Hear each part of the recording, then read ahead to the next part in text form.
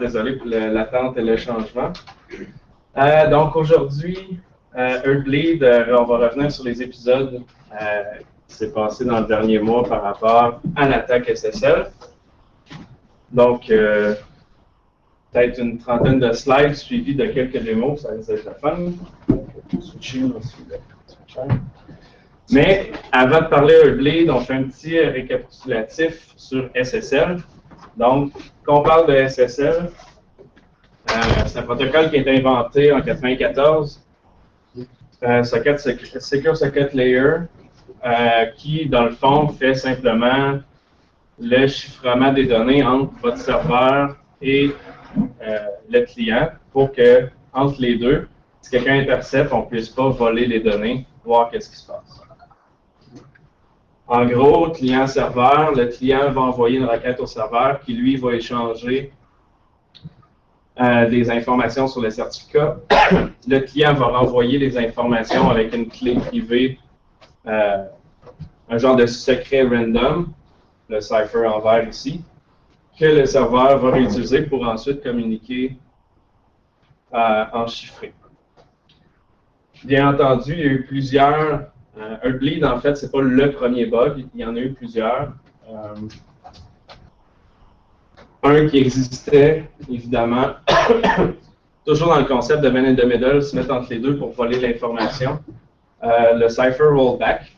En fait, ici, dans le même protocole qu'on avait dans la slide d'avant, on va se retrouver avec un pirate qui va se mettre entre les deux, mais qui va changer les paquets sur le fil réseau pour l'envoyer vers le serveur en premier. Ce qui fait ici, dans le paquet, on peut signifier le type d'information, le type de chiffrement utilisé. Le pirate, dans ce bug-là, pouvait réinitialiser ça à nul. Donc, on utilisait SSL sans chiffrement, ce qui donne, en fait, sur la slide suivante, okay, qui ici, à l'échange du cipher, ça ne fonctionne plus. La partie d'échanger une information secrète pour chiffrer est abandonnée vu que c'est nul qui est envoyé. Ça, on parle ici des bugs qui datent d'une vingtaine d'années. Il y en a eu vraiment plusieurs autres, que ce soit des confusions dans les algorithmes, manière de modifier les choses, de forcer SSL2 qui était vulnérable versus utiliser la version 3.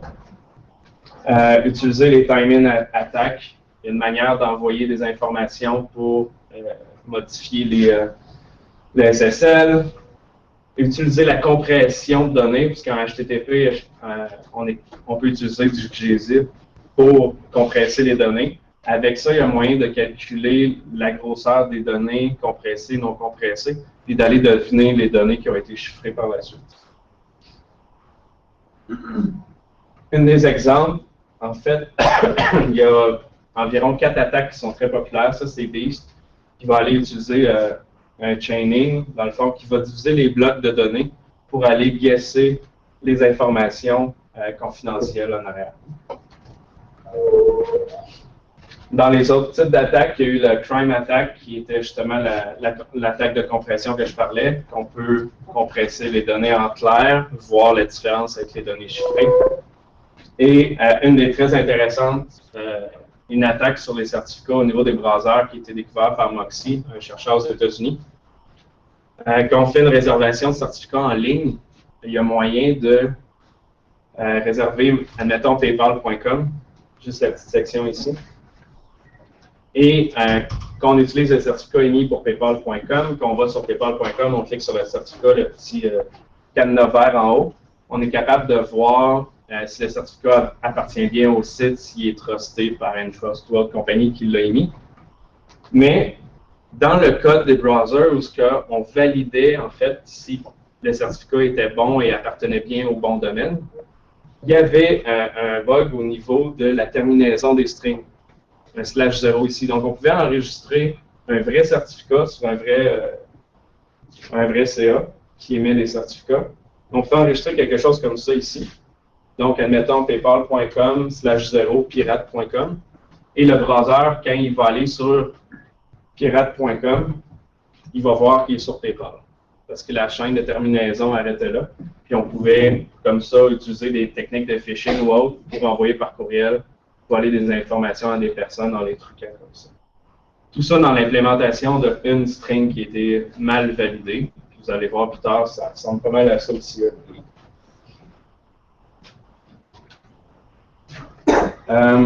Même chose encore, la même personne qui a trouvé un bug au niveau des certificats, mais qui permettait de faire du SSL Sniff, un outil qu'il a créé, que vous pouvez aller voir si ça vous intéresse. Voilà. On n'est pas là pour démontrer ça, mais c'est intéressant. Switch. Il y a aussi une attaque qui est sortie il y a quelques années sur le renegotiation qui permet à quelqu'un qui est dans le milieu de réinitialiser les requêtes SSL pour pouvoir faire du man in the middle, encore là, et permettre en fait de voir le trafic chiffré. Donc ça ici, c'est les stats par rapport aux 4 attaques les plus utilisées que je viens de présenter rapidement. En fait, dans la section non secure, on voit le pourcentage de ces failles-là sur le web. Ça date peut-être d'1 an, les statistiques. Mais on voit que le base puis renegotiation, ça varie entre 70 et 5% des sites web qui sont vulnérables à ça. Donc, oui, Earthbleed a été très méchant, mais il y a encore beaucoup d'autres choses qui existent au niveau des vulnérabilités. Donc, pour parler un peu plus de la vraie attaque, on a entendu, évidemment, Revenu Canada, il y a 900 NAS qui ont été volés. Ça a fait le tour des médias. Est-ce qu'il y en a qui savent comment ils ont fait pour savoir que 900 NAS ont été volés? Non, je sais toutes les communications. Hey, tu as déjà écouté ma conférence, tu ne peux pas parler. Exact. En fait, on va voir comment Earthbleed fonctionne après, mais il y a une manière de trouver qu'est-ce qui a été volé ou non, mais qui est quand même assez compliqué. On a beaucoup entendu parler du revenu de beaucoup de sites web sur le web qui étaient vulnérables, mais on n'a jamais entendu parler du gouvernement du Québec. Est-ce qu'il y en a qui ont une idée pourquoi? Il y avait sûrement une version trop vieille qui n'était pas vulnérable, je m'en attendais pas, ça. Ben oui. C'est une bonne réponse. C'est une bonne réponse, mais c'est pas celle-là que je me D'autres réponses? D'autres idées? Non. Ben oui, une version plus ancienne, c'est sûr. C'est pas dans toutes les versions que Earthbleed est vulnérable. Mais surtout, il y a beaucoup de Windows au gouvernement qui n'utilisent pas les librairies d'OpenSSL. Donc, en ayant acheté du Microsoft, ils sont passés à côté de cette affaire-là assez facilement. Donc, Earthbleed, le CVE, est ici. Qu'est-ce que l'attaque officielle, qu'est-ce qu'elle fait? En fait, dans OpenSSL version 1.0.1, avant 1.0.1G, il y a une fonction qui s'appelle Earthbeat, Extension Packet, qui permet, malheureusement, à des personnes remote d'obtenir de l'information sensible en modifiant un paquet qui est envoyé vers le serveur, qui permet un buffer overread. Ouais? Mais Earthbeat, dans le standard OpenCLS? C'est dans la librairie OpenSSL, la fonction s'appelle vraiment Earthbeat. Mais je veux dire, le module en tant que tel, le protocole de communication, c'est juste OpenSSL? C'est dans le standard, oui. C'est dans le standard, oui. Ouais. Dans le fond, c'est la fonction qui permet de savoir si ta connexion est encore vivante, la Earthbeat. Et à partir de là, ce que ça fait, le buffer overread, qu'on va voir après, bien, on peut aller lire de l'information confidentielle sur le serveur. Ah, ça, c'est notre clou. Il y a comme un punch plus loin dans la conférence, mais en fait, il y a une personne qu'on nommera pas au Québec, un expert en sécurité, qui a dit que cette attaque-là valait 3 sur 10 au niveau de la criticité. On en reparlera après. Broken by design, en fait, est-ce que l'attaque, c'est broken by design, considérant est-ce que c'est dans le standard, un peu comme Frédéric vient de dire? En fait, non, parce que dans le standard, la manière que ça fonctionne, c'est sécuritaire. Puisque dans l'implémentation, de la manière qu'ils l'ont codé, ils ont oublié un détail qui fait que la manière que ça a été implanté est vulnérable. Donc, qu'est-ce que ça permet, l'affaire techniquement, c'est d'obtenir 60 K de mémoire du serveur. Donc, c'est pas beaucoup, c'est plate, mais si tu fais une boucle de 1 million de fois 64 K, ça donne beaucoup d'informations sur le serveur. À partir de là, évidemment, la mémoire qui est obtenue, c'est celle du processus sur lequel on le fait rouler. Donc, si on fait rouler Apache avec le compte W data, ben, ça va être qu'est-ce qui est en mémoire de ce processus-là, sur ce user-là qu'on va avoir. Est-ce que des traces sont disponibles? Officiellement, non, il n'y a pas de log relié à ça, il n'y a rien. Donc, quand on parlait tantôt de comment faire pour retracer ça, ben, c'est une requête qui est envoyée vers le serveur web, c'est une requête légitime, qui est normale. Donc, dans les logs d'Apache, on va avoir un get, un post, quelque chose de normal. Comment on fait pour le deviner? Ben, quand je parlais du 64K, le 64K, habituellement, la vraie requête ne va pas retourner 64K, elle va retourner peut-être une fraction d'un K. Donc, on est capable, avec certaines manières de faire, dans le IPS, dans un détecteur d'intrusion et autres, de valider la grosseur des paquets pour dire que celle-là ne fait pas de sens versus une autre. Donc, on parlait de Revenu Canada, comment ils ont fait pour voir les 900 NAS qui ont été volés. Ils ont retracé les paquets comme ça, puis ils ont analysé pour voir à l'intérieur s'il y avait des données confidentielles qui ont leaké, en fait, vers l'extérieur. Donc, il fallait absolument qu'ils journalisent toutes les requêtes au complet, de A à Z, de bout en bout sur leur réseau ou en fait sur leur serveur web.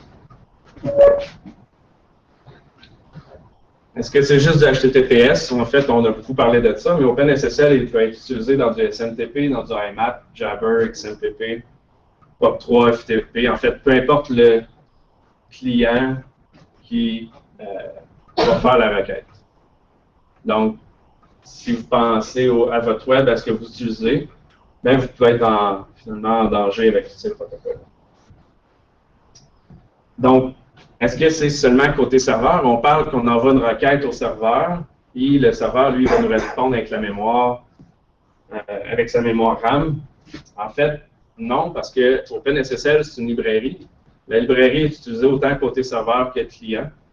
Donc, tous les clients que vous utilisez qui sont capables de faire du OpenSSL, les browsers, vos browsers sur vos cellulaires, sur vos mobiles, vos clients FTP, etc., sont vulnérables peuvent être vulnérables, en fait, s'ils utilisent la librairie vulnérable d'OpenSSL. Donc, en entreprise, souvent, dans les dernières semaines, on a beaucoup vu qu'il y en a qui étaient vulnérables ou non, sur certains serveurs, etc. Et dit, nous, on est correct, on est correct. Sauf qu'à l'intérieur, généralement, ils ne vont pas analyser est-ce que notre browser, Internet Explorer, telle version, qui utilise peut-être ça, ou Firefox, Chrome, peu importe, si lui utilise la version OpenSSL vulnérable, ça veut dire qu'il y a moyen de faire du phishing à ces entreprises-là pour les faire visiter un certain site web qui ferait domper la RAM, en fait, du client qui serait vulnérable. L'exploit, comment faire l'attaque? Comme ça. Simple, hein? En fait, dans la requête, je ne montrerai pas le détail à 100%, mais dans la requête de SSL, il y a la requête Heartbeat, qui est le 01 ici, qui est envoyée. Puis annexé au Heartbeat, qu'est-ce qu'on a? On a ça ici, qui est dans le fond 255 x 2, qui donne 64K. Pas x 2, mais fois. 255 x 255. Qui donne 64K. Donc, en fait, ça dit fais un Heartbeat de la grosseur de 64K. Le concept, comme je disais tantôt, c'est que quand on envoie la requête au serveur, c'est juste pour lui dire « Allô, j'existe encore, garde ma connexion ouverte ou non ». Le Heartbeat, pour que ça continue. Sauf que là, au lieu de dire « Allô », qui serait comme 4 de long, ben, je dis « Fais un Heartbeat de 64K de long ». Lui, il va retourner le mot « Allô » de 4 de long et le reste du 64K moins le 4 dans un octet de retourner comme ça. Donc, on se ramasse avec la RAM, un buffer overread du serveur. Le mini punch. En fait, est-ce qu'il y en a qui savent c'est qui? Non. Quelqu'un? Ah. C'est Bruce Schneier. C'est un des plus grands chercheurs en algorithmes d'encryption sur la planète. Et lui, il a un blog, il fait beaucoup de conférences aux États-Unis, en Europe. Il passe dans les médias et tout. Et évidemment, lui, il catégorise que Earthbleed, l'exploit, est de 11 sur 10 en termes de vulnérabilité. Tantôt, je parlais d'experts québécois à 3 sur 10. Moi, je pense que je vais voter pour cette personne. Yep. Avant des mots, j'ai une question pour vous autres. Yeah. Comment on patch ça, Earthbleed? Parce que moi, j'ai travaillé là-dessus dans mon entreprise chez un de mes clients. On a rencontré des petits problèmes qui étaient super intéressants. Il y a personne qui me répond, mais je vais répondre. Tout le monde pense, ben, OK, on va mettre à jour OpenSSL. Ceux qui ont des Linux font des apt-get upgrade, puis là, ça passe à 1.0.1.b à la version G qui est F, qui est la dernière patchée. FG, je pense que c'est la dernière qui est patchée. Le problème qui arrive, c'est que ton client il fait ça, là, tu repasses le scan, puis hop, ça sonne encore vulnérable. Le client dit, ah, comment ça? Ben, en Linux, parce que la plupart du temps, c'est en Linux que ça a marché, surtout sur les Apache. S'il y a des applications maison qui sont compilées avec OpenSSL statiquement dans le binaire, même si vous mettez à jour OpenSSL, ça continue à être vulnérable. Fait qu'à ce moment-là, il y a comme un check-up extend. Il faut aller plus en profondeur dans le check-up qu'on fait. Parce que moi, j'en ai traité 2 même chez mon client, qui étaient compilés statiques pour des applications maison. Puis il y avait beau mettre à jour leur OpenSSL. Puis même dans les dynamiques, il y en a plusieurs que le serveur roule encore pendant l'upgrade. Fait que juste faire l'upgrade de la version sans resetter le service ou le serveur, il se passe rien. Il y en a beaucoup qui ont fait une couple de jours comme ça plus longtemps. Avez-vous des questions par rapport à la première partie? Ouais. Je sais que dans CentOS 5 et CentOS 6, lorsque le serveur est en CentOS 5, quelques mises à jour plus récentes n'existent pas, puisque le système change de Real 5 à Real 6. Est-ce qu'ils ont mis les mises à jour au Real 5 pour le OpenSSL? Je ne connais pas le système pour le savoir. Il faudrait vraiment que tu ailles voir les paquets installés, voir s'ils ont fait l'upgrade d'un à l'autre. Mais je peux pas te dire. Une petite question. C'est bien vous l'employé de jeune de 19 ans, là, mais comment ils l'ont pogné? Puis comment il a fait pour se faire pogner? Je vais t'en parler tantôt, ça? Je peux te le dire tout ça. C'est pour se prouver ou? Ben, c'est ça. Il a 19 ans, il n'a pas pensé à ce qu'il faisait, il s'est fait pogner. Il était chez eux avec son IP chez eux, puis il a fait l'attaque sur le gouvernement du Canada. Bravo. Bravo. Ben, c'est tout. C'est un jeune pas plus compliqué que ça. Il s'en est peut-être vanté, je ne sais pas. Hein? Il n'est pas virtuel. Il n'est pas virtuel. Ouais. L'intérêt d'avoir mis en size-up sur le Heartbeat. Pas l'intérêt d'avoir une taille variable. Ben, en fait, c'est ça la vulnérabilité, c'est que tu n'es pas supposé d'avoir une taille variable. C'est que ça fait un buffer overread quand tu y passes un size de plus grand. Officiellement, ça devrait être juste 4 de long. Ils n'ont pas validé la longueur du size off. Fait que quand tu lui disais en retourne-moi 65 000 de long, et ils ne comprenaient pas qu'officiellement la requête était 4 de long. Oui, mais dans le protocole, c'est dans le code, mais c'est genre. Ben, c'est pas une affaire de protocole, ça c'est vraiment la partie du code en tant que tel. Dans ton code, tu reçois une string de 4 de long, tu valides qu'il y a 4 de long. Oui, mais parce que tu sais, le client il t'envoie comme une longueur, une certaine longueur. Ouais. Mais cette longueur-là, ça reste dans les C'était un match pour vérifier vraiment que le message envoyé est de la bonne longueur. OK. Pourquoi ils n'ont pas mis la constance? Je ne sais pas pourquoi ils ont designé ça comme ça, c'est d'autres choses. Ben, il y en a qui se sont posé des questions par rapport au fait que si c'était voulu finalement comme bug d'implanter ça pour que ça soit vulnérable finalement et qu'on puisse l'exploiter. Mais finalement, on pense que non. La personne qui l'a fait, en fond, a uploadé cette patch-là avec le heartbeat là, pour la fois de sécurité, mais c'était pas intentionnel. Il l'a fait le 31 décembre, ça a l'air l'update. Fait que je sais pas s'il était chaud ou quoi, là, mais. Il y a plus d'alcool. Non, mais il l'a comité avant, c'est la première fois qu'il accepte, qu'il a fait le review du code qu'il a comité. Ah, ok, ça se peut. Ouais. Alors, ça, qui l'a fait pour toi, ça c'est un autre sujet. Ouais. Tu trouves pas? Ça doit pas être plus que 24 heures. C'est parce que si tu envoies 65 000 de long, ton message aussi devrait faire 65 000, fait qu'il ne lit pas les données en arrière. Là, c'est qu'il y en a un de 4 de long puis un de 65 000, fait qu'il va patcher avec la RAM, l'accès à la mémoire. Mais le pourquoi exact? Ouais, une valeur random fixe. Mais bon. D'autres questions? Yes. Est-ce que cette vulnérabilité nécessite toute cette polémique dans les médias ou... Je pense qu'elle a été beaucoup, il y en a d'autres. C'est pour ça que mon intro, c'était de dire qu'il existe encore plein de vulnérabilités SSL. Ils n'ont pas parlé de ces vulnérabilités. Pourquoi celle-là? vulnérabilité n'intéresse que C'était comme. Les autres, c'est ça, c'est même- manage de middle. Tout est même de middle, mais pas celle-là. Ça, c'est sûr. Méchante différence. Même j'ai confronté des gens qui connaissent rien sur la sécurité, ils me disent ils me expliquent comment ça se passe. Hein. Ça, c'est l'effet médiatique. Hein? Ouais, comment ça se C'est la passe. deuxième faille dans presque un mois. Go to pay, puis en plus, cela. Oui, puis GNU TLS aussi. Parce que je pense que c'est plus en lien avec la nature de l'information que tu es capable d'aller chercher. Le fait que tu aies cherché 64 cas de mémoire, moi, il y a un des systèmes que j'ai testé, c'est un système de téléaccès. Puis il y avait au-dessus de 90 000 personnes qui passaient par là. Fait que dis-toi qu'en mémoire, là, à chaque fois que je piochais 64 cas, là, je piochais sur quelque chose d'intéressant. J'ai fait le script avec j'ai fait un script avec la première preuve de concept, qui était simple, il fallait juste tirer 64 cas. Je me suis fait une boucle qui tournait 500 fois. Si tu savais le nombre de mots de passe, de username que j'ai trouvé, puis je ne suis pas un élite, là. La seule chose que j'ai faite, c'est que j'ai roulé un script. Puis le problème, surtout au niveau des VPN, c'est que c'est la base des VPN SSL. Fais du Google Hacking, là, fais une recherche sur SSL VPN, pas le dire, là, des sites qui commencent par SSL VPN, là, ça explose à la tête, c'est fou. Puis si tu partais ton script sur tous ceux-là, là, probablement qu'il y en a encore une bonne gang qui sont encore vulnérables.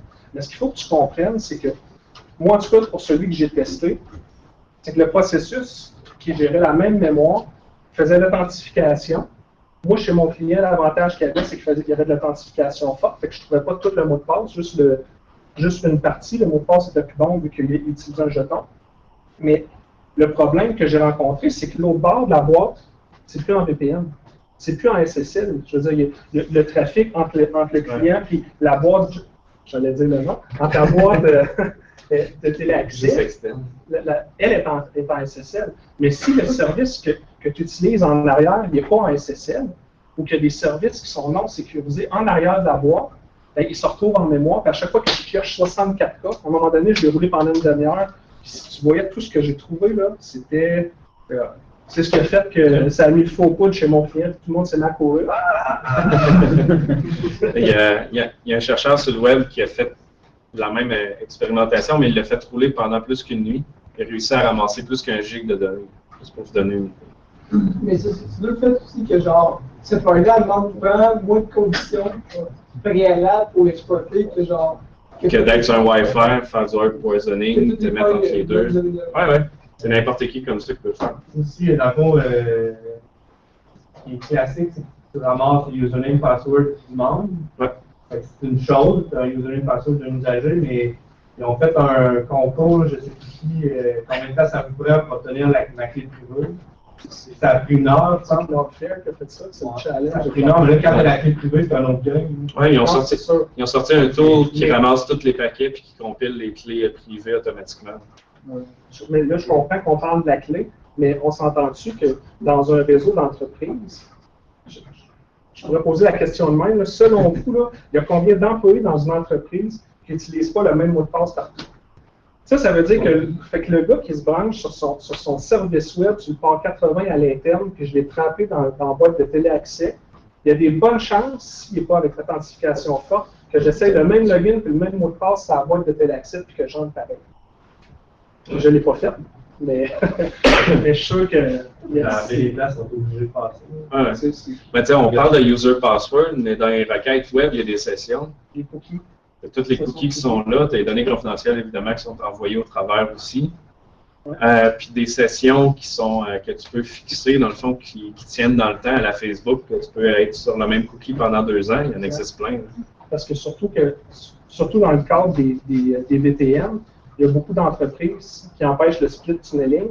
Fait que le gars qui est chez eux, qui veut faire du Facebook, quand il est branché sur son VPN parce qu'il travaille en même temps, son Facebook, il passe par la boîte de téléaccès. Fait que quand je prends le cookie de session sur la boîte, ben, j'ai accès quand même à son Facebook qui est upfront sur Internet, là, ou à son Gmail, ou ça, peu importe. Ouais, c'est pour ça que je disais que c'était plus 11 sur 10 que 3. D'autres questions? Ah, c'est en dehors de la caméra. Hein? Cool. Laissez Martin faire la démo. Cool. Ok.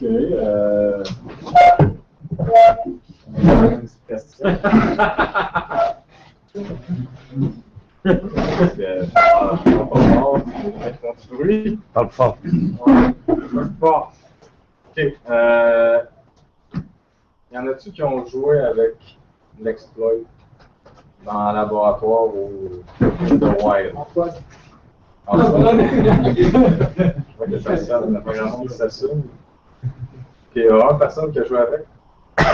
Vous avez lu le temps d'un journal, mais c'est quoi, là, on a fait une démo la semaine passée. Ok. Je suis surpris, mais ok. Dans le fond, ce que je vais faire, c'est que on va la faire ensemble, on va l'essayer, vous montrer un peu comment ça fonctionne, qu'est-ce qu'on peut aller chercher avec ça. Puis, dans le fond, c'est mardi que j'ai fait ça, tranquille. Puis à la toute fin, j'ai découvert un nouveau module Metasploit qui permet d'en faire un petit peu plus. Je vais vous le montrer aujourd'hui aussi. Fait que, première des choses, comme Pat disait tantôt, au niveau des logs, les logs Apache, absolument, il n'y a aucun log Apache comme fait cette attaque-là parce que ça reste à la couche 4 SSL. Donc on est tous les tunnels, on envoie un payload. Donc, juste pour le dans le fond, pendant toute la présentation, ben, je vais afficher faire un TMYF de tous mes logs Apache, mais vous allez voir qu'il n'y a absolument rien qui va apparaître là. Ce qu'on va faire, on va passer le code ensemble. S'il y en a qui ont reçu et qui ont pris de l'avance sur moi, ben allez-y. Le but, dans le fond, c'est d'échanger. Pour vous montrer un peu comment j'ai compris comment ça marche, puis pour ça, on va le faire ensemble.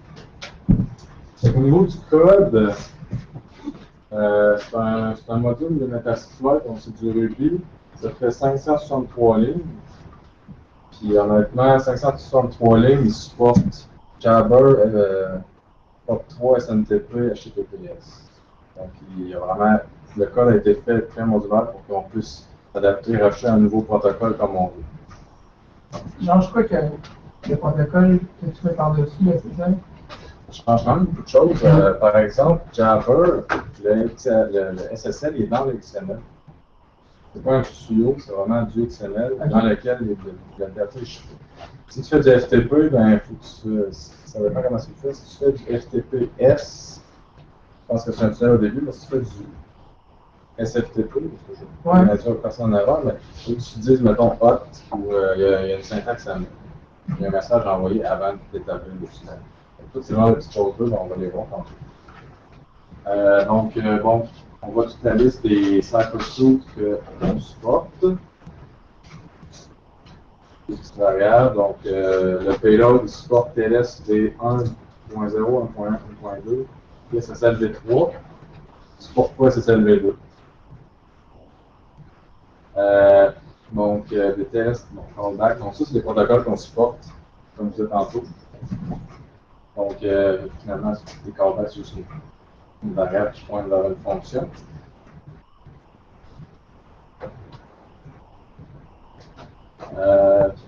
Donc, dans ce module de Metasploit, on a une description, un certain nombre de champs au début, le CVE, les informations. Là, vous voyez, celui-là, il supporte 3 actions. On peut scanner, on peut domper, ou on peut aller chercher les clés. Donc, 3 super belles features du module. Bon, Cursor Register, relation. check host, une vérification. If lead, il est vulnérable, sinon il n'est pas vulnérable. Si je peux en profondeur, ça serait plus de la logistique, c'est vraiment du code qui nous intéresse. Ok, c'est ça ici. En fond, si on fait du SMTP, il faut faire un hello avant de faire le tunnel.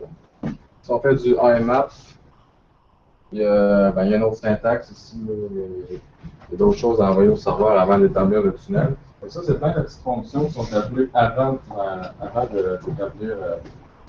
Qui sont appelées pour créance des tunnels. On voit ici Java.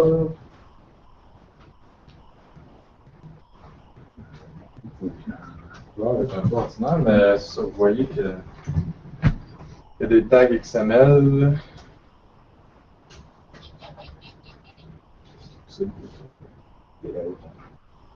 Stream, start TLS. Vous voyez, c'est vraiment un tag XML qui dit start TLS.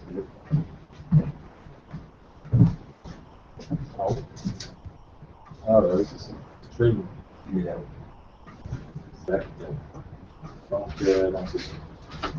Et si on avait un autre protocole à faire, si on voulait l'ajouter à ce module, mettre à ce exploit-là, on aurait juste à faire des fonctions. C'est assez simple. C'est la fonction de play qu'on a tout en fait qui, en fond, vérifie si on est vulnérable. Bon, on va aller dans le vif du sujet.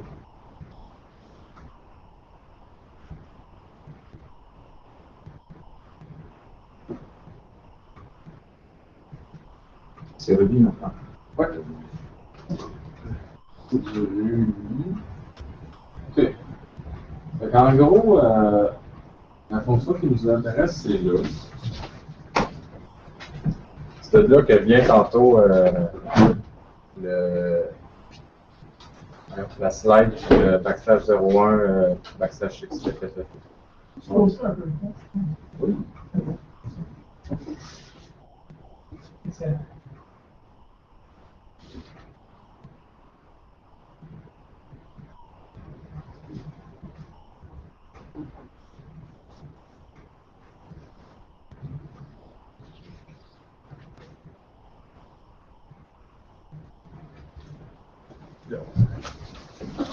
Donc, on fait notre payload, on dit backslash x01, on fait le heartbeat, puis on pack la longueur. Longueur, on l'a prédéfini, on pourrait faire un heartbeat de longueur qu'on choisit. Le maximum, c'est 64K. Donc, ça, c'est un syntaxe pour Ruby pour dire, bon, ben, fais-moi le int, finalement, de ça. Pardon, back-end, c'est le int. C'est numéro. Fait que c'est un peu pas mal ici. Je trouve ça bizarre parce que je l'avais modifié, puis c'est pas cette version. Ok. Allons-y dans le vif du sujet. En fond, j'ai un petit serveur web Apache sur un serveur de 1 GB de RAM.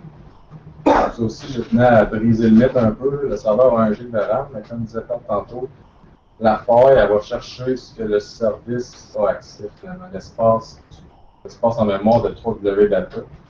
C'est ça, ça veut dire quoi ça? J'ai fait un petit script qui me dit.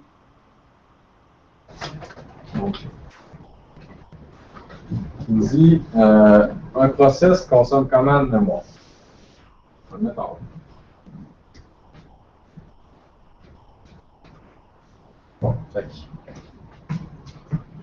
Ouais.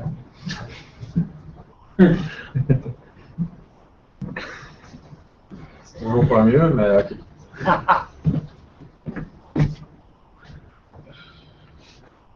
W data, il prend 44K. La faille, elle nous permet d'aller chercher 64K. Le serveur, il y a un gig de RAM. Fait que, dans le fond, c'est un peu ça qui est drôle, qui est mal compris. pour le monde en général. Tu sais, j'ai appris ça en prenant le temps de le regarder. J'étais comme tout le monde, je me disais, ouais, mais là, si un serveur a 64 gigs, c'est long, donc oui, il y a un mémoire, etc. Mais c'est pas comme ça que ça marche. Vous allez voir que moi, je vais le lancer, le relancer, puis on va avoir des patterns, c'est quasiment tout le temps la même chose que je montre. Un peu de choses près, les décalages, c'est binaire, mais ça dépend. Question. Oui. Si le buffer qui est alloué pour la réponse à un bit, est-ce que c'est un long heap ou est-ce que c'est sur la stack? Aucune idée. Ok. Il faudrait prendre un debugger pour comparer. Ça fait quand même une différence. Ouais, ça fait une différence. Ça vaudrait la peine d'investiguer. À mon avis, ça doit être sur demain, ça doit être sur parce qu'habituellement, les processeurs ne savent pas ton processeur, ton processus Apache va aller dynamiquement à la mémoire pour répondre parce que c'est jamais de quelle grosseur va être la réponse. Ouais. Fait que, par définition, ça devrait être dans le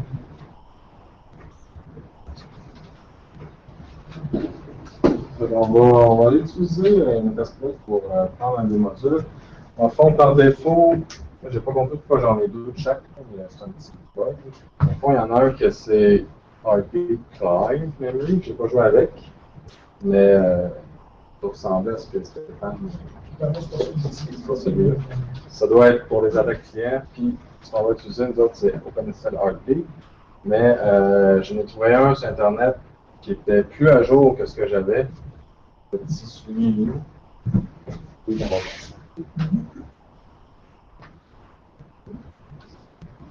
Qui c'est plus de C'est pas moi.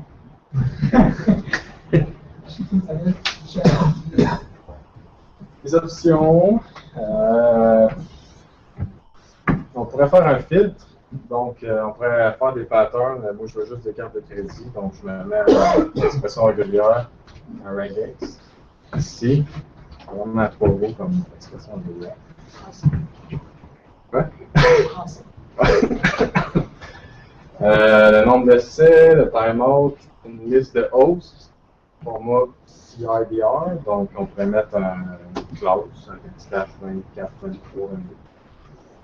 Le port, nombre de threads, on pourrait faire ça multi-thread à mort. On peut choisir notre version de TLS. Ce qui n'est pas affiché ici, c'est les actions. Et ça, c'est vraiment le bout de la fun, c'est les actions que je peux faire, c'était le module auxiliaire.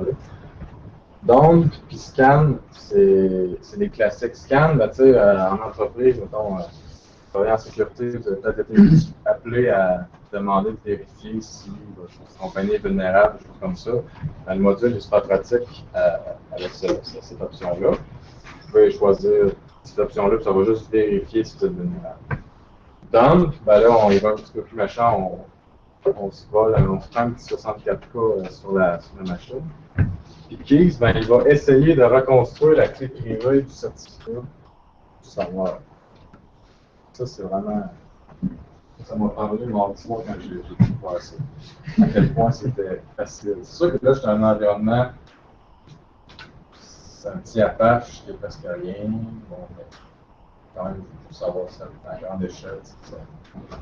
C'est possible de le faire sur des gros serveurs aussi. Fait que, on va commencer par domper, je vais vous montrer un peu comment ça fonctionne. Par défaut, je ne me rappelle pas ce qu'il fait, donc on va spécifier. Ma machine, c'est ça.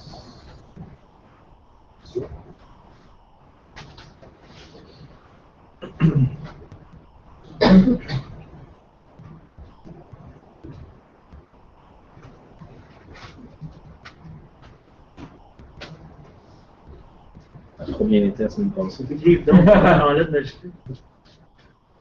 Ouais.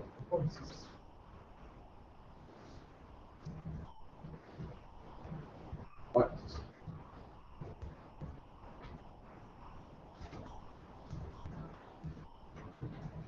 Donc, j'ai fait une faute dans dump, dans le script, puis iHost FIS.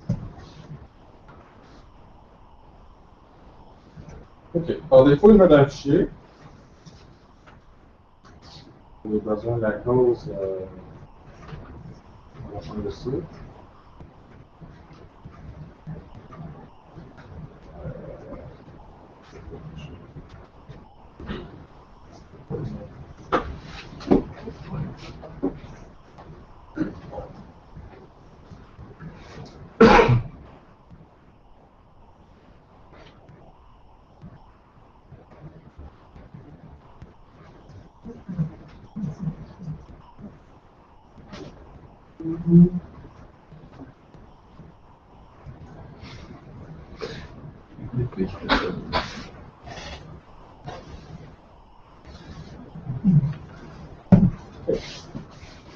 Mettre verbose.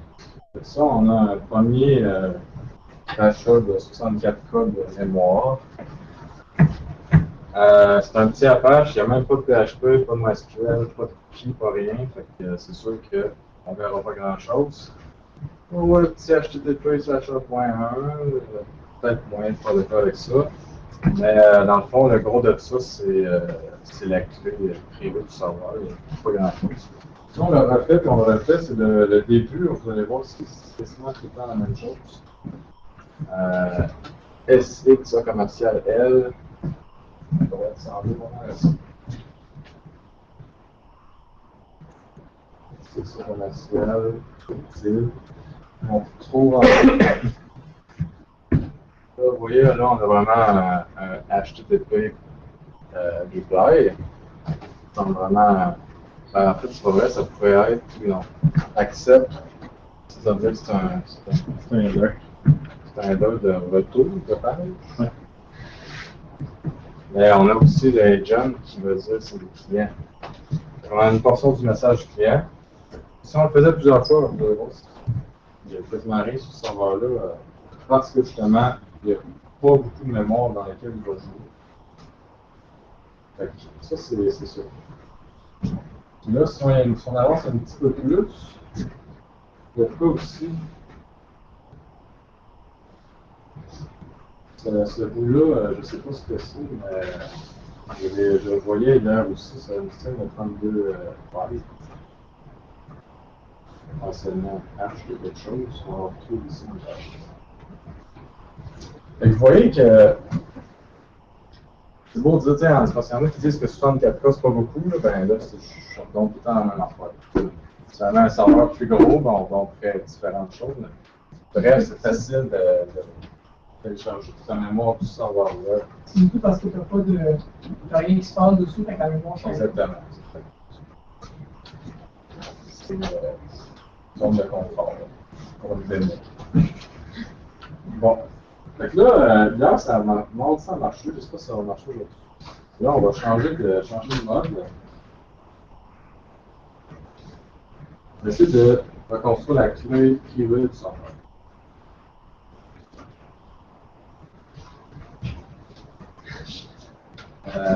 C'est pas ça. Ah! RSC Private Key. La petite clé 1024 bits du serveur. Ouais. C'est cool. Fait que c'est ça. L'outil de base, j'ai réutilisé des outils qu'on retrouve sur Internet, c'est vraiment très élite. Mais c'est ça, c'est assez dangereux. Ça vaut le 11 sur 10. On va prendre le tour. Est-ce qu'il y a des questions à rajouter? Idée comme un fait pour savoir que c'est la clé, mais en fait, il fait le test, voir s'il est capable d'équiper son propre truc qu'il a envoyé ou bien. D'après moi, si c'est comme les variables d'environnement en mémoire, il doit avoir un identifiant, genre, quelque chose avant ou après. Parce qu'une clé, il y a quelque chose. Je sais pas. Mais si tu fais une recherche sur White Paper Foundry Challenge, là, il y a un gars qui l'explique, qui a fait le challenge, qui t'explique comment tu le fais. C'est pas tout compliqué aussi. Bon, ben, tu sais, on a le code. Hein. On pourrait aller se gâter. C'est quelque chose comme Get Keys.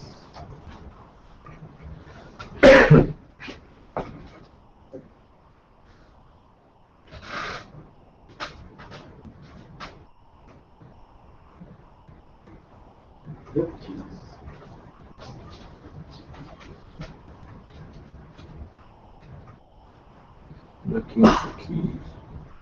Peut-être qu'il y en a des plus vite que moi qui peuvent le trouver.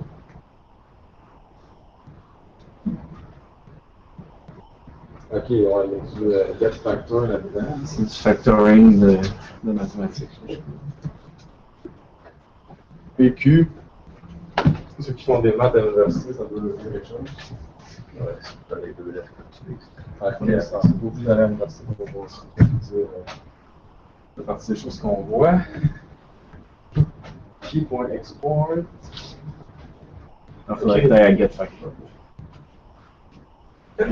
Il fait un sort de l'arrière. Il prend ton P et ton Q, il le fait comme un objet, il génère les facteurs derrière. Et puis là, tu en laisses, tu fais le XOR à l'intérieur. Les deux barrières en rugby, c'est un XOR. Et regarde ce qu'il change à chaque fois. Il le teste, il boucle. On demande obligatoirement, c'est pas dans ce lot, c'est pas l'autre, c'est l'un, c'est pas dans ce lot, c'est pas l'autre, c'est l'un. Il boucle toute la variable de ça. Il fait plusieurs requêtes parce que ton certificat ne sera pas one shot. Je pense que plus tu fais de requêtes, mieux c'est un peu de travail. C'est ça qui fait en haut là, le loop, là, max key tries. Ça doit être trop poussé d'un peu. Après, je voudrais faire des mentions des facteurs, on a sur N, mais c'est sûrement le facteur de générer en fait il prend un slice, il prend des bits, il renvoie, il met un haut data.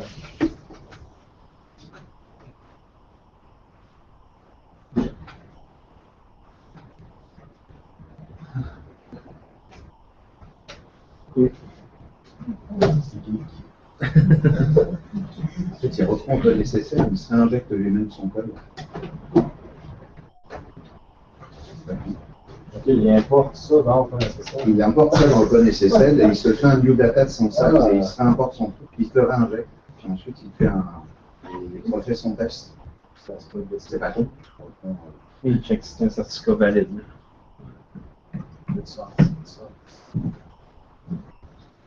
C'est tout. Je vais passer la balle à Céline. La code aussi est là, si c'est pas plus.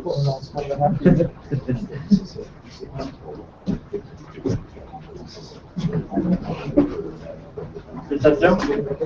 Merci.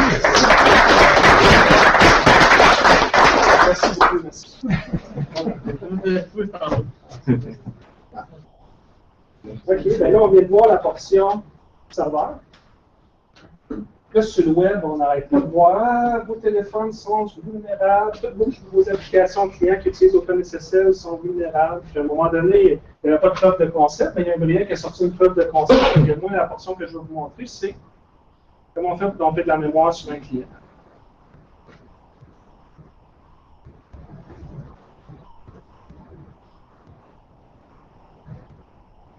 Ben, il n'y a pas d'analyse de code, il y a pas. Si lui, il a chillé pendant 2 jours à le faire, moi j'ai fait ça sur 2 heures du dîner, fait que ça se pourrait que c'est chiant.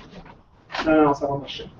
En fait, la preuve de concept qui est sortie sur Internet, ça s'appelle Pacemaker. Là, c'est sûr que les modules de Metasploit sont sortis récemment. Le module Metasploit fait la même job que ce que je vais vous montrer, peut-être avec plus d'options, plus d'actions disponibles qu'on l'a vu avec le script de côté d'attaque du côté serveur. Mais là, ce que je vous montre, c'est la première preuve de concept qui est sortie. Puis, de ce que j'ai lu sur un blog, il semblerait que la preuve de concept Pacemaker a réussi avec plus de choses que celle de Metasploit, parce que Metasploit, ça il prend un genre de handshake au complet, tandis que Pacemaker, il fait « moi, je veux juste de la mémoire ». Fait que si on regarde le concept. Une question, c'est sur tous les browsers que ça fonctionne. Ben, ça, c'est l'autre point. Là, les gens commencent à se dire ah, ben là, il faut vérifier tous nos téléphones, parce que là, nos téléphones peuvent être vulnérables à ça. Nos browsers. Mais il faut faire attention parce que si vous regardez là, dans ce qui est vulnérable, les browsers comme Internet Explorer, c'est pas vulnérable à ça parce qu'ils n'utilisent pas OpenSSL. Si je ne me trompe pas, Chrome et Firefox utilisent des wrappers au-dessus d'OpenSSL, fait qu'ils ne sont pas vulnérables. Ce que j'ai vu, distribution KDE, tout ce qui se touche KDE avec un OpenSSL dans les versions vulnérables, comme Conqueror est vulnérable. D'ailleurs, c'est avec ça que je vais vous faire la démo tantôt. Sinon, il y a des outils texte. Ce qui est vulnérable, c'est l'OS par rapport à c'est l'applicatif. C'est l'applicatif qui utilise le OpenSSL. c'est la nouvelle, c'est souvent. C'est la nouvelle. Ils ont sorti une stats aujourd'hui, c'est FireEye qui ont fait les statistiques avec tout ce qu'ils possèdent. Ils ont analysé que sur le market Android, il y avait 150 millions d'applications vulnérables. Ah, c'est sympa. C'est sympa. Mais ils en ont patché 70 millions en 2 semaines, fait que là, il en reste 150. Ça, c'est juste Android, c'est juste qu'ils sont capables d'analyser via ce qu'ils voient. Fait que, les chiffres sont très, très approximatifs. Les Android, Ouais, exact. Même concept qu'on vient d'expliquer. Pour le coup, comme toi, plutôt c'est personne. C'est ça. C'est certain que l'attente du côté client est pas mal moins straightforward qu'un côté serveur, parce que d'un côté serveur, ben, vous prenez le script, vous pointez sur un serveur, vous le faites rouler, puis vous droppez les 64 là tant que le serveur est là.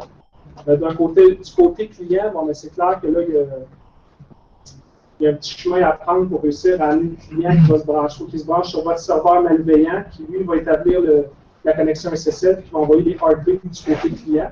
Puis l'autre enjeu qu'il y a du côté client, c'est que souvent, les connexions ne sont pas nécessairement persistantes, ils ne restent pas longtemps. Fait que vu que le canal SSL ne reste pas longtemps ouvert, on ne peut pas tourner, genre faire 27 heartbeats de la shot, fait qu'il faut comme réinitier la connexion client. Vous allez voir tout à l'heure quand je vais faire la démo, il faut que je le fasse plusieurs coups pour ramasser le plus possible de 64K. C'est sûr que dans un browser, si on prend juste l'exemple des malwares qui injectent du script dans des iframes de 1 pixel, ben, ça sera possible d'injecter un script qui fait un reload de ma page malveillante dans un pixel sans arrêt pour pomper des 64K sur le client. Fait que Pacemaker, si vous regardez ici, je vous dirais que le plus intéressant, c'est le X, parce que c'est le count, c'est le nombre de fois qu'il va demander le heartbeat au client. Puis sinon, ben, le PV6, le port, le reste, c'est des choses standards. Zoom. Zoom, si je savais comment faire.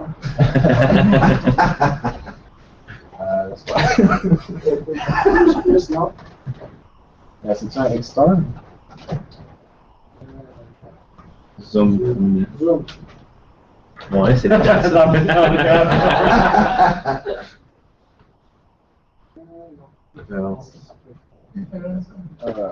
Ouais. C'est laquelle? C'est pas grave. On tourne quoi? Contrôle scroll. Les rançons dans le date par 41, en gros, c'est capable de Pardon? C'est la grosseur de mon terminal. Ah, c'est la grosseur. Regarde. De toute façon, avec toute la junk que vous allez voir passer, c'est pas vraiment grave que vous ne voyez pas bien. Regardez, je vais le partir de base, écoute sur le port 44-23. Juste pour les besoins de la cause, on va se connecter. Là, j'écoute, je ne le fais pas multi-machine, je le fais local, mais ça fonctionne multi-machine.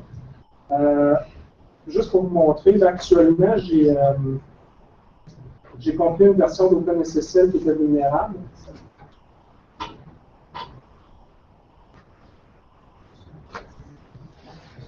Si on fait le test avec juste la version OpenSSL standard, je n'ai pas de pause, j'ai rien. Ça, j'ai utilisé ça dans le contexte où, quand j'ai fait des tests pour un de mes clients, il y avait un IPS et un IDS, puis je voulais savoir si c'est bloqué à cause du script. Fait que j'ai commencé à le faire avec le client OpenSSL standard pour pas me tirer d'un jambe pour les.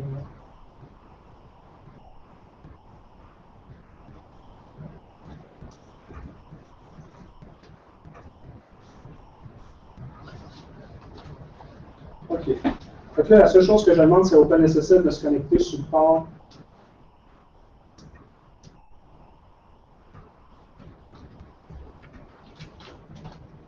Ça marche pas, ça. Vulnérable. T'es pas Non, c'est parce que je sais pourquoi. C'est parce que j'ai pas fait le point slash. J'ai pris mon OpenSSL de. Ah, ouais, c'est devenu le même. Mais là, comme Martin l'a expliqué tantôt, je roule dans le mémoire du client OpenSSL, fait que même si je me promène là-dedans, je ne verrai rien parce qu'il n'y a pas vraiment de données. Fait que pour vous montrer un peu plus ce que ça peut avoir l'air, ce qu'on va faire, c'est que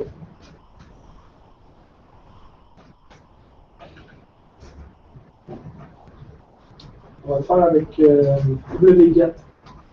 Ce que je vais faire, je vais demander à wget de télécharger la page de Google, de NHL.com, de desjardins.com, puis après ça, je vais lui demander de se brancher sur mon service vulnérable. Ici. Le LD Library, avant, c'est juste parce que je veux qu'il utilise ma librairie de OpenSSL qui est vulnérable.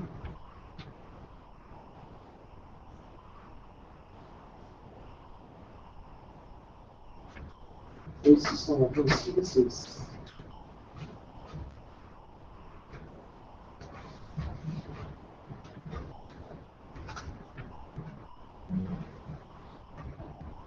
Je vais juste la faire avec la fenêtre full, comme ça.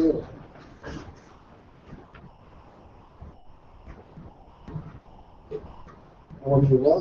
Regardez là, on voit du stock parce que le wget a demandé du stock au web. Fait que là, on voit vraiment qu'il y a des choses intéressantes. Fait que si j'étais un vrai browser et j'avais à me loguer sur un site, j'avais entré mon login, mon mot de passe, il y a des fortes chances que je le ramasse en mémoire. Là, je m'excuse là, mais sur 2 heures du dîner, j'ai pas eu le temps de peaufiner ma présentation pour vous sortir mon mot de passe. Fait que ça, c'est avec wget.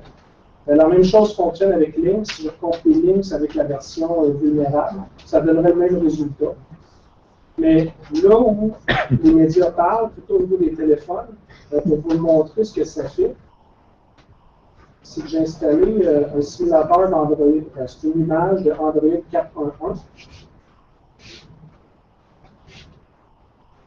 Question, pourquoi c'est la 4.1 qui est dans parce que cette version-là, il y en a peut-être d'autres, là, mais cette version-là a été identifiée comme étant shippée avec OpenSSL 1.0.1. quelque chose qui était vulnérable. Mais la 4.2 ne peut pas shipper avec?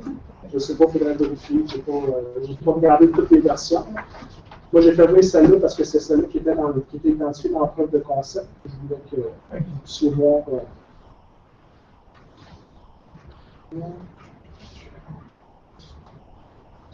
Je vais changer ça dans un texte, là. On peut se la passer par après. Si on vient ici, j'ai un beau téléphone Android qui roule dans une VM. Je ne vais pas qu'elle est dessus.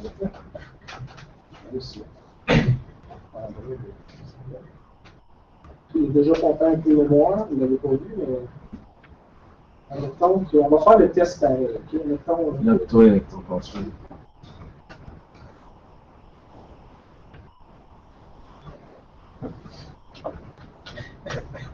Là, en plus, vous allez voir le password pendant que je vais le taper.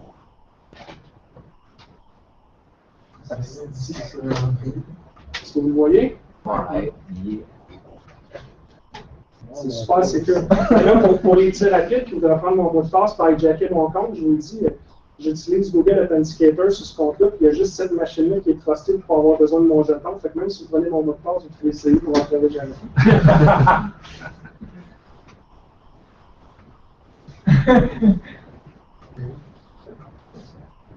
J'avais prévu le coup, des fois, il y en a qui sont rapides. Hein. Fallait prendre ton vrai compte d'abord. J'aurais pu. Sans password de la Wixley. Bon. On va faire le test. Là, je suis penché là.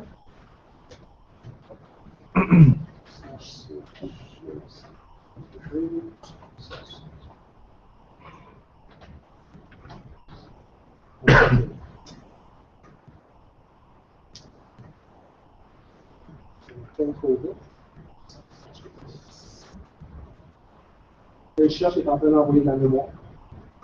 On va vérifier que ça va marcher. Donc on va se donner une chance, on va le faire comme 2-3 coups.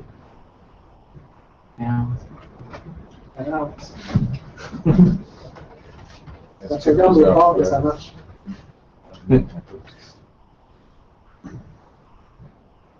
Ça veut dire qu'actuellement, si vous avez un téléphone avec Android 4.1 puis il y avait un malware quelconque qui réussit à vous rediriger vers un site comme ça de manière totalement cachée, invisible, qui pourrait porter la mémoire de votre téléphone.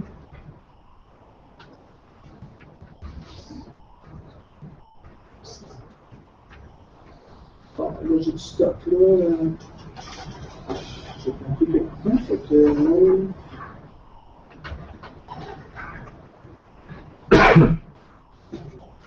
Vous pouvez faire un cas. En soi.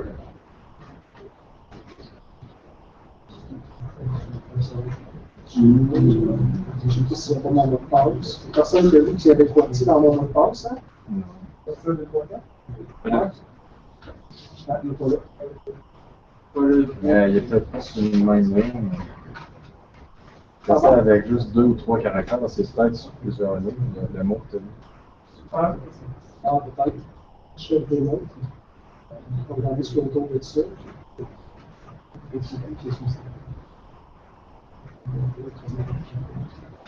Si tu as des connaissances autour de ça, je ne sais pas si dans le tunnel SSL, Gmail, il encode notre mot de passe avant de l'envoyer ou s'il l'envoie en clair. Je n'ai jamais fait le test pour voir, mais ça peut être que. En tout cas, tu as un email. Peut-être qu'il y a une variable là-dedans. Là. Mon email est là. Mon email est là. Fait que peu importe, j'aurais trouvé un paquet d'autres informations intéressantes là-dedans. C'était juste la preuve qu'on peut pomper de la mémoire côté client avec la preuve de concept. Je serais curieux plus tard de l'essayer, mais que j'ai plus que juste des heures du dîner, l'essayer avec le script de Metasquad pour voir qu'est-ce que ça peut aller chercher de plus intéressant. Parce que j'avais eu des cookies, probablement que j'aurais pas aller chercher des cookies là-dedans.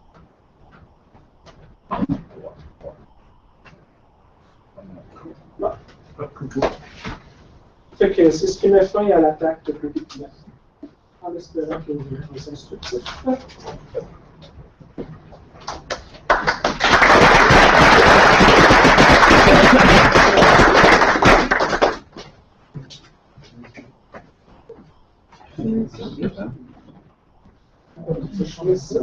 Ouais, Benizzo, il est parti. OK, ben j'espère que vous avez tous appris quelque chose. On vous invite au Hackfest en grand nombre. Puis vous venez à toutes les fins de mois jusqu'au Hackfest parce qu'on a plein de trucs intéressants. Ouais, presque toute l'été. Presque tout l'été, pas pendant nos vacances. Puis, Bien bon vacances. on est pas mal tout. Fin juillet. Moi, je suis prêt. Tu peux y aller par ce Non, non, ça va.